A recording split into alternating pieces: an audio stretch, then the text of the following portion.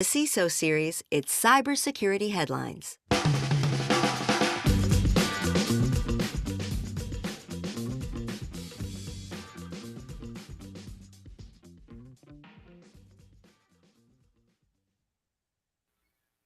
Ukraine's cyber chief makes a surprise visit to Black Hat. Starlink successfully hacked using $25 worth of technology. And the Pentagon tests microgrid technology at DEF CON and kind of fails. These are some of the stories that my colleagues and I have been bringing to you on this week's cybersecurity headlines. And now we get a chance for some insight, some opinion, and definitely some expertise on these stories and more from our guest, Stephen Harrison, the VP Cyber Defense at MGM Resorts. Stephen, thank you so much for being on the show. Thanks for having me here, Rich. Of course, before we move on, we want to thank our sponsor, 6Clicks, AI-powered integrated content, risk and compliance reimagined. Today, you can join us on LinkedIn Live for the show, but next week, we'll be moving the live stream over to YouTube. You may have heard of it. To make sure you don't miss out, head on over to youtube.com/CISO series and subscribe to the channel. We're not going to wait for you to do that, though, as vital as that is, because we've only got about 20 minutes. Let's get it started. Stephen, anxious to get your takes on today's or this week's news today. First up here, Ukraine's cyber chief makes a surprise visit to Black Hat. Ukraine cybersecurity official Viktor Zora made an unannounced visit to Black Hat in Las Vegas last week, where he painted a bleak picture of the state of cyber warfare in the country's conflict with Russia. Zora noted that cyber incidents in Ukraine have tripled since February when Russia invaded, including DDoS attacks, data wiping malware, and Indestroyer 2 malware, which enabled takeover of electrical substation software.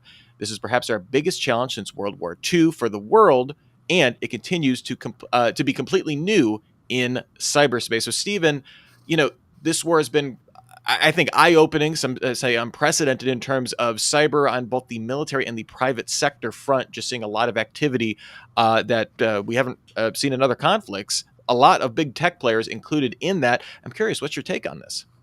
Sure. First off, I think it's definitely escalating when countries are fighting each other. It's often private companies that are impacted in a lot of the public space. I was following this a lot more early on in the invasion through the OSINT group at Project Owl. They got like 30,000 researchers sharing information across a variety of stuff. And I remember we saw banks, ATMs, networks, gas stations impacted. So there was a massive public space hit there. It impacted a lot of the daily lives across Ukraine.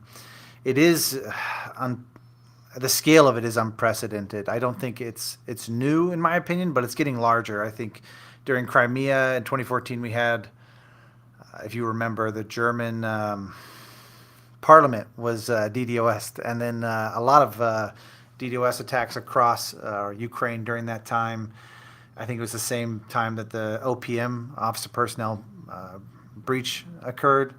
So I don't think it's new, but I really do think that it's escalating more and more, and we're going to see more and more of it. It really shows how unprepared the public sector is for this avenue of warfare.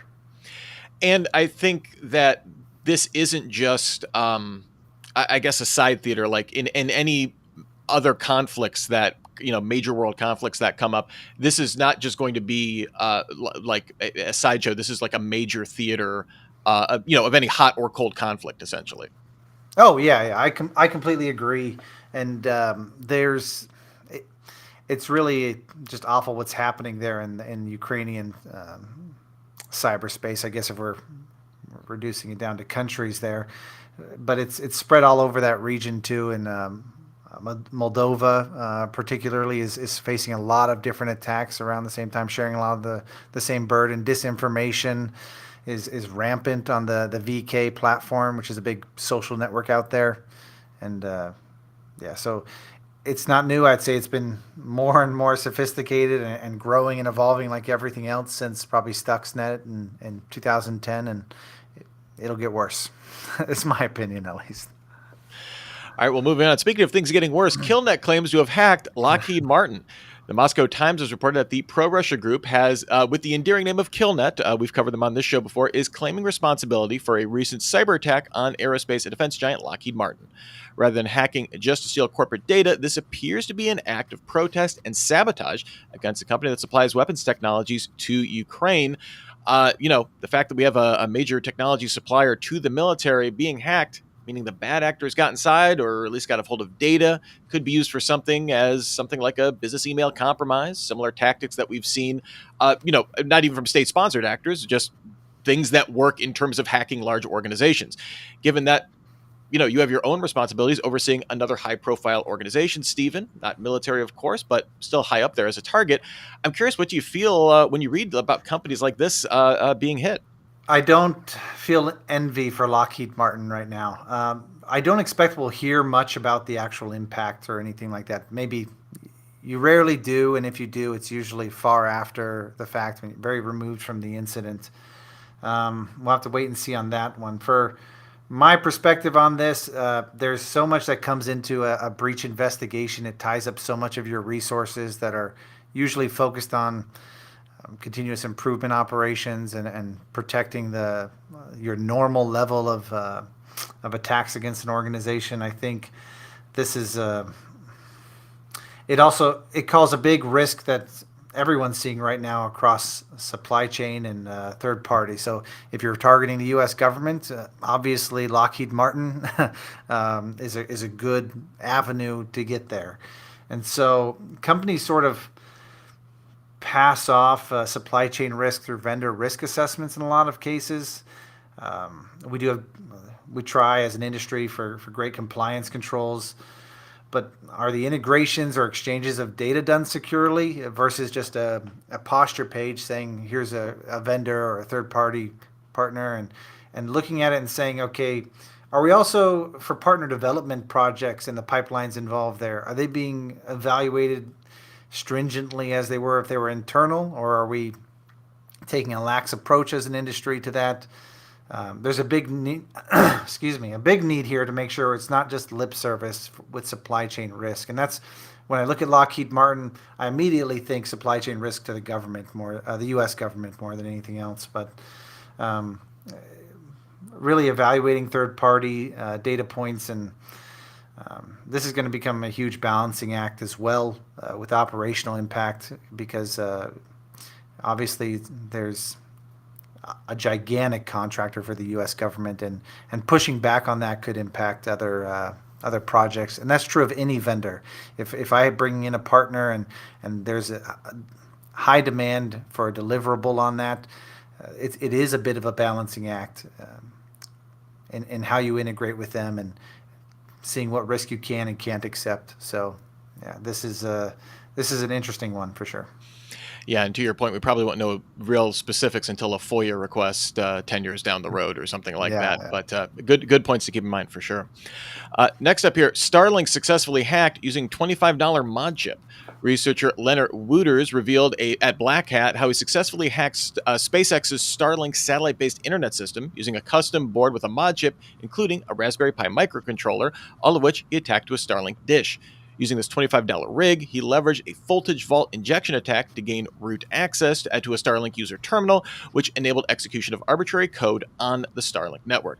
Because the glitch exists in the ROM bootloader that's burned onto the system chip, an update cannot be deployed to resolve the issue. So, Stephen, Starlink was quick to, commend Wooters for his work and invited other bug bounty hunters to kind of do the same and find, further flaws so that they can fix them kind of going forward, especially as they're still fairly nascent as a business here. The relative simplicity of this hack makes it surprising it got so far into the Starlink network. I'm curious what your thoughts. I have a lot of thoughts on this one. This is maybe my favorite story from the week. I agree with Starlink. I'm of the opinion that every company, organization, government is participating in a bug bounty program, whether they like it or not. It's just whether are you willing to pay and collaborate for usually an excellent write-up on how this was and performed, or would you rather hear about it on the news afterwards? And that's usually my across the board for bug bounty. It's a pretty simple bypass, but I didn't think of it, and a load of other people didn't think of it either. I can only say don't do important work in a vacuum. Here we have something that allows a cheap modification to allow an attacker access to Starlink networks with privileged scope. Basically, I'm able to see other Starlink customers here. Yeah. How many customers does that impact? Starlink's going to have to be looking at maybe a buyback for that hardware or something like that to actually address this, or a large infrastructure architecture change to bridge the gap here. Now, I've met Leonard, actually, a brilliant guy. I met him this last week during Black Hat and DEF CON. He collaborates with lots of different groups on bug bounty research. I've actually had Leonard collaborate with my teams in the past to leverage Oh, wow. that outside perspective. Um, it's I can't speak highly enough of bug bounty programs or crowdsourced threat research. You Everyone tries their best to hire great, intelligent people, and they're working to great ends. But we need to validate people's work. We do this in security with third-party assessments of programs all the time, and a lot of companies seem so adverse to bringing in this same third-party perspective to their technical side. But my opinion is it's the return on investment there is massive. Get outside opinions and perspectives. No one knows everything. So, All right, and our last story here before the break, access to corporate networks see a value dip. This is according to the security firm KELA, that dark web markets are selling initial access to corporate networks at a lower rate in Q2, while the average listings per month remained flat compared to Q1. When you're looking at the available credentials that are out there, the average price for initial access fell 50% to $1,500. KELA suspects two factors are at play at this. One is the significant disruption in the workings of large-scale threat actors, people like DarkSide, Conti, Lapsus, all shutting down, and organizations like Lockbit and Hive reducing overall volume of activity. This is paired with a new trend in threat groups increasingly target mid-sized companies as opposed to larger organizations. These offer a more balance of lower risk while still offering significant financial rewards. So kind of, I guess, hitting this on the supply and demand curve for the value of these corporate network access here. So, Stephen, it seems strange, I guess, to be reporting on overall corporate hacking trends or something like that, like it's a commodity on an exchange. Do you feel that this is just a blip before we see another wave of sophisticated threat actors filling the void of Conti and others, or is this industry evolving and this is reflecting it? I'm waiting for someone to put up a ticker feed of attacker groups and then the access costs for networks, because that's what we're talking about here.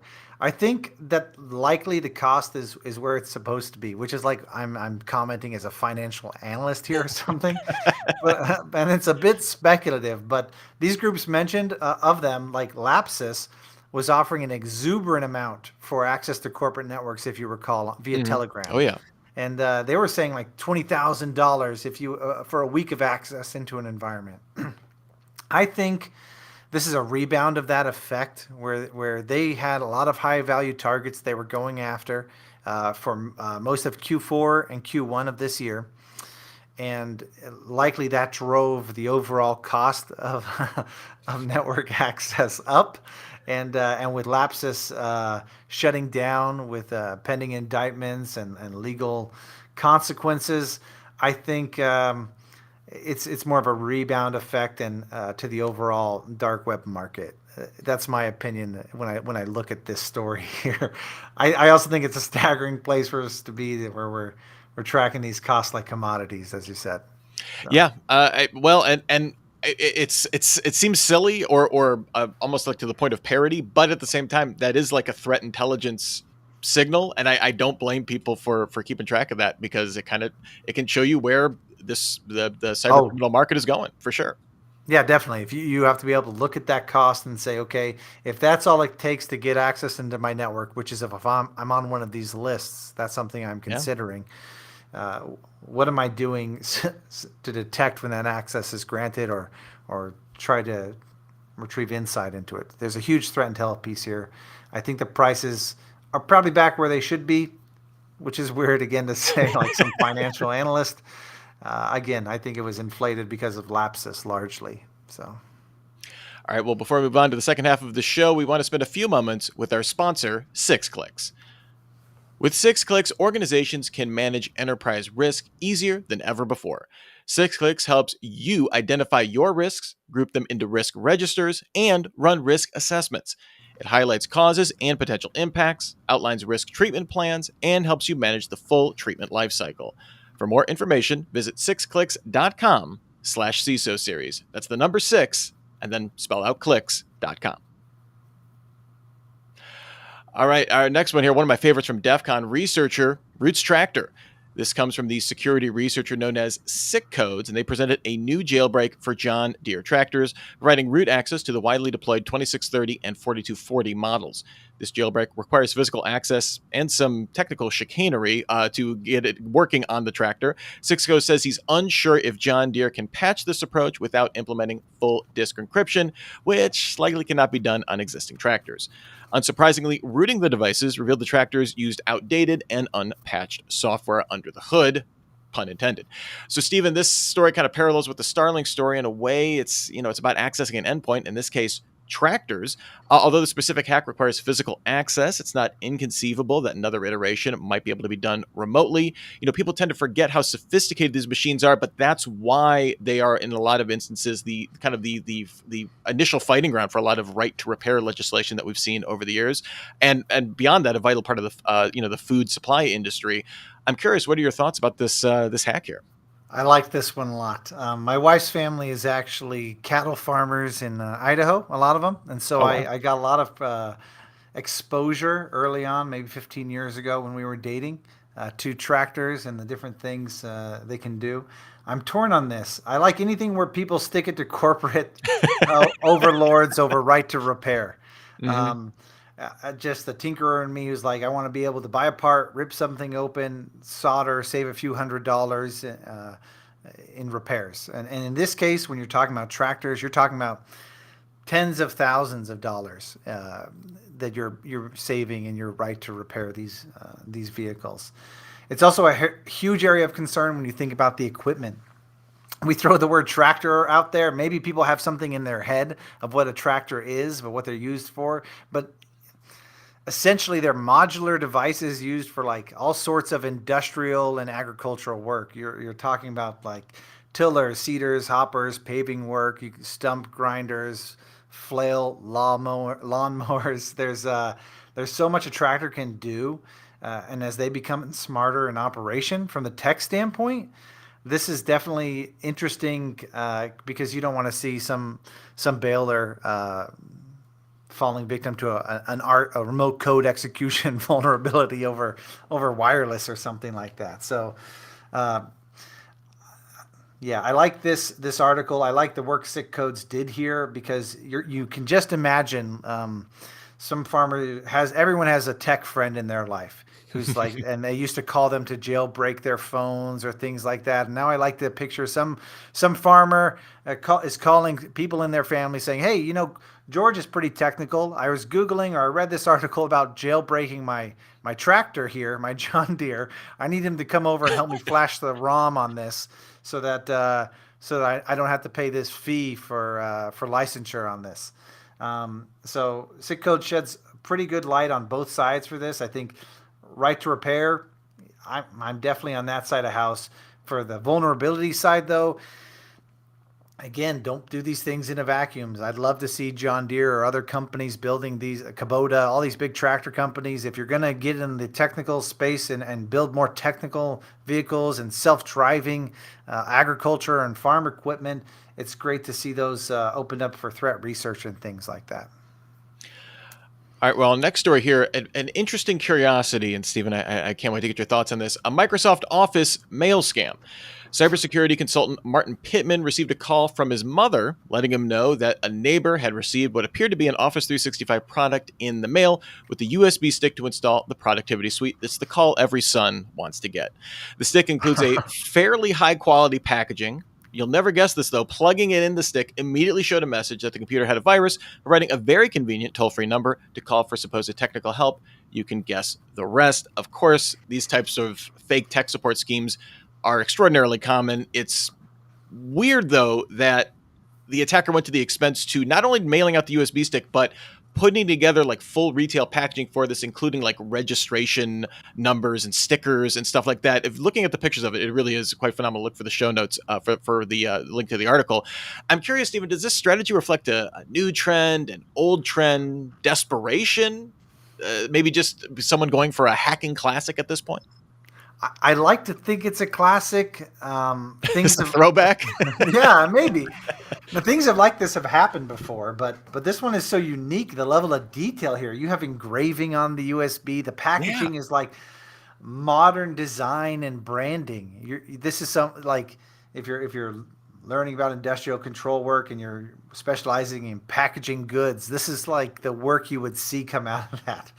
There's a huge operational risk and cost perspective from the attacker's standpoint of this. If am I mailing this internationally? Am I dropping these off at a post office? There's customs. There's like surveillance in this case. There's so much that comes into play. It's creative. It's interesting. I don't know that it's widespread. There's so much overhead physically in this type of attack.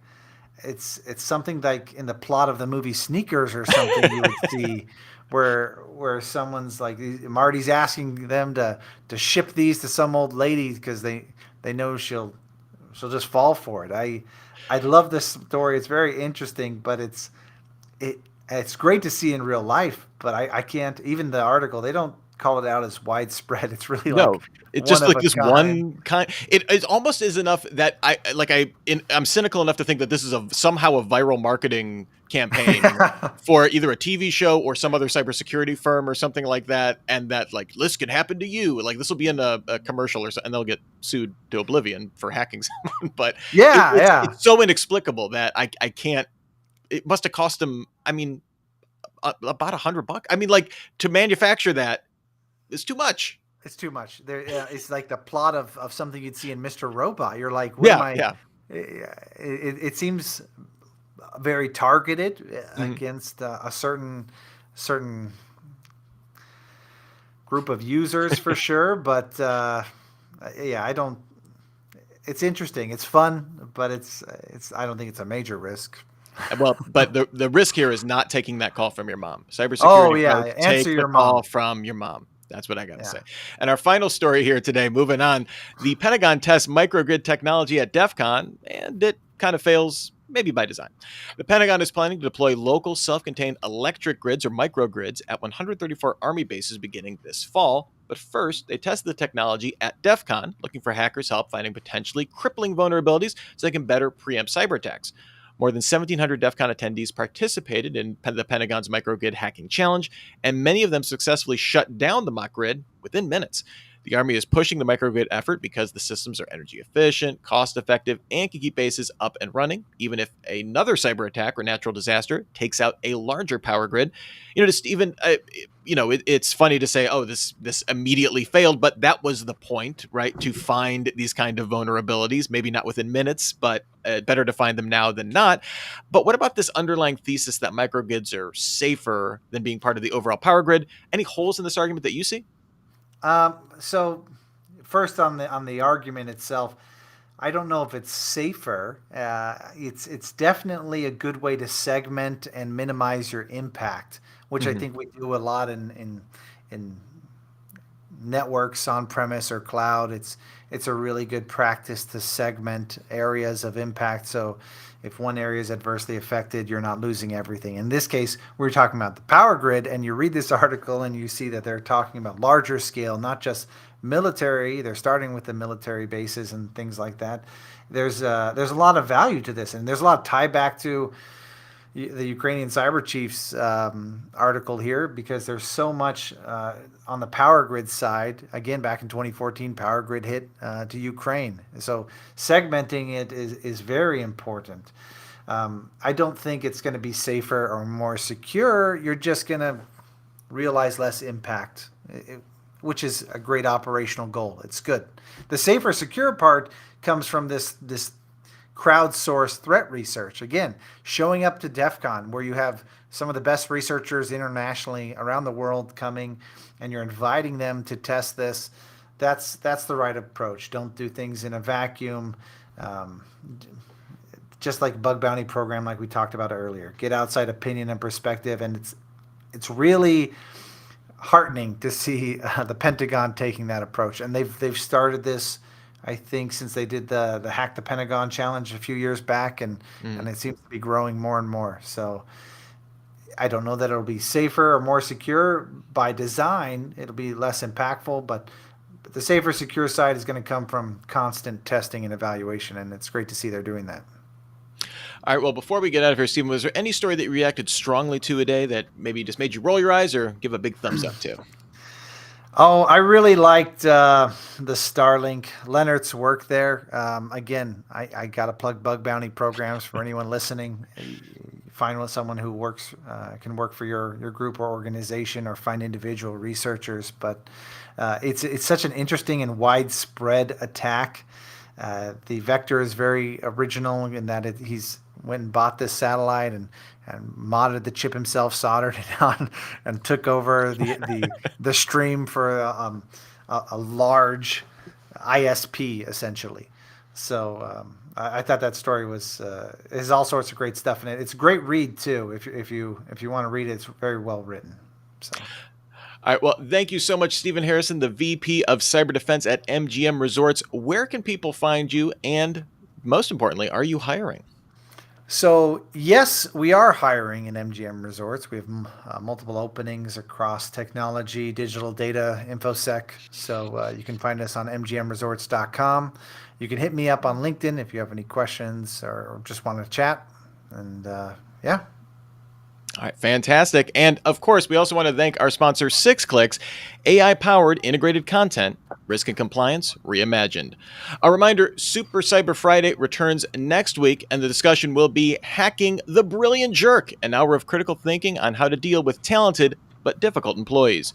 You can register at CISOseries.com by clicking on the Super Cyber Friday logo. We'll be back next Friday with another Week in Review show, starting as always at 3:30 p.m. Eastern, 12:30 Pacific. And remember, next week, we move the live stream over to YouTube. So be sure to head over to youtube.com/CISOseries, subscribe to the channel, and I can't believe I got to say this, ring that bell to get notifications when we start. Finally, you can get your daily news fix through cybersecurity headlines every single day. Give us about 6 minutes. We'll get you all caught up. Until next week, I'm Rich Straffolino, reminding you to have a super sparkly day. Cybersecurity headlines are available every weekday. Head to CISOseries.com for the full stories behind the headlines.